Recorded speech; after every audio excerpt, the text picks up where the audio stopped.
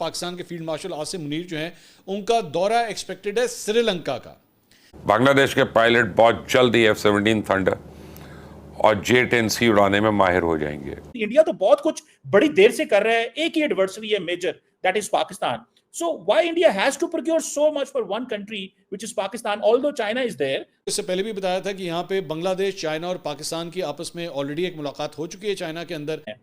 जब भारत के अंदर ये बात होती है कि operation Sindoor is still going on, इसकी क्या मतलब है, इसकी क्या सिग्निफिकेंस है? अब ये जो श्रीलंका का दौरा है, श्रीलंका किधर है आप ये मैप के ऊपर देखिएगा, ये इंडिया के बिल्कुल नीचे है।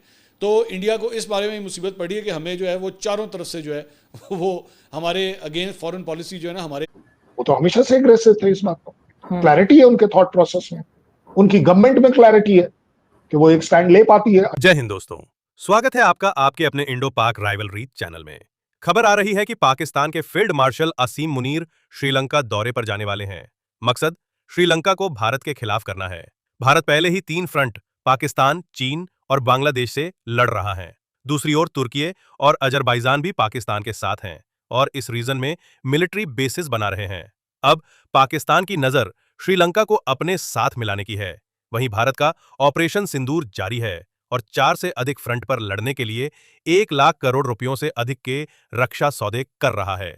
तो चलिए, अधिक जानकारी के लिए वीडियो को अंत तक देखिए और साथ ही वीडियो को लाइक कीजिए, शेयर कीजिए और अपनी राय कमेंट बॉक्स में अवश्य लिखें।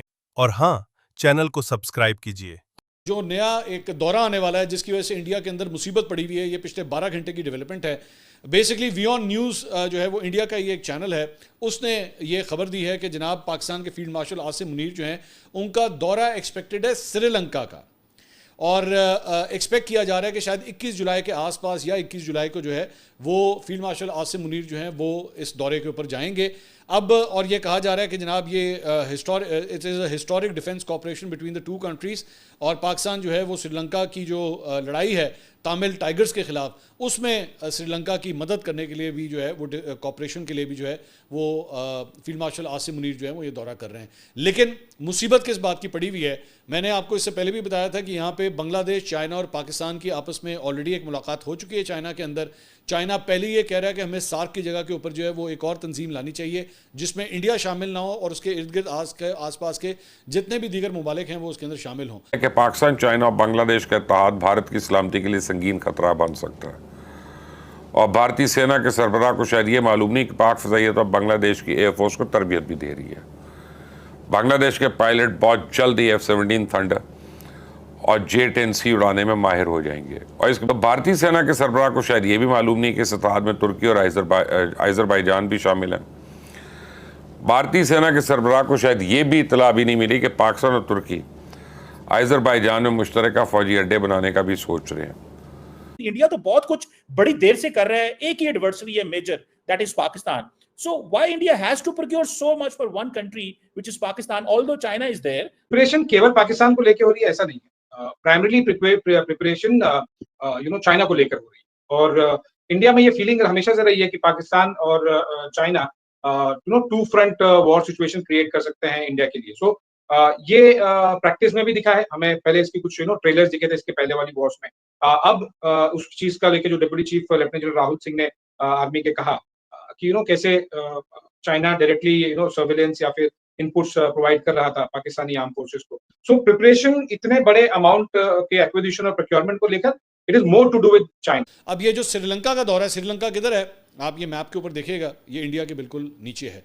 तो इंडिया को इस बारे में मुसीबत पड़ी है कि हमें जो है वो चारों तरफ से जो है वो हमारे अगेंस्ट फॉरेन पॉलिसी जो है ना हमारे अगेंस्ट जा रही है।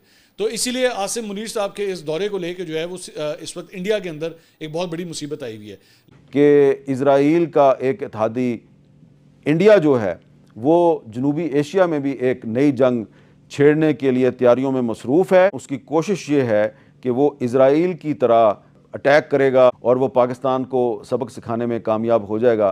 भारत जो है वो पाकिस्तान पे दोबारा भी हमला कर सकता है।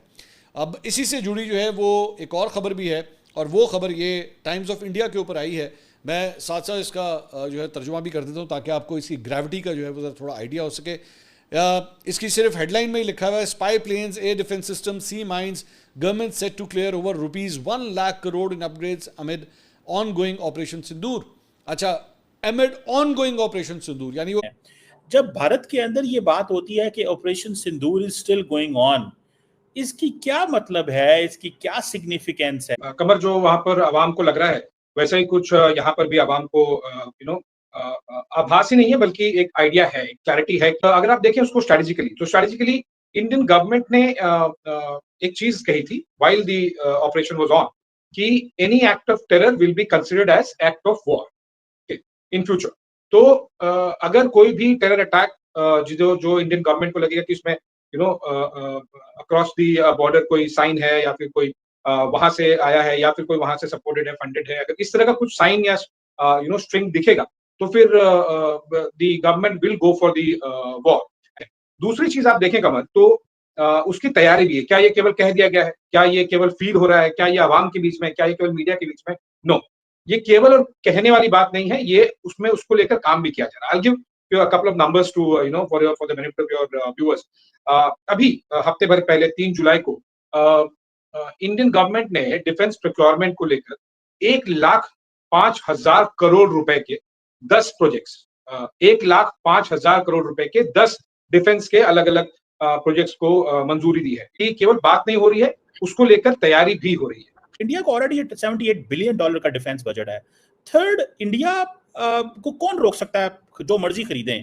कह रहे हैं कि ऑपरेशन सिंदूर जो है अभी भी जारी है, और उसके अंदर जो है इसको अपग्रेड करने के लिए, इसमें मजीद हथियार लेने के लिए 1,00,000 करोड़ के हथियार या तो नए लिए जाएंगे, या जो मौजूद है उनको अपग्रेड किया जाए।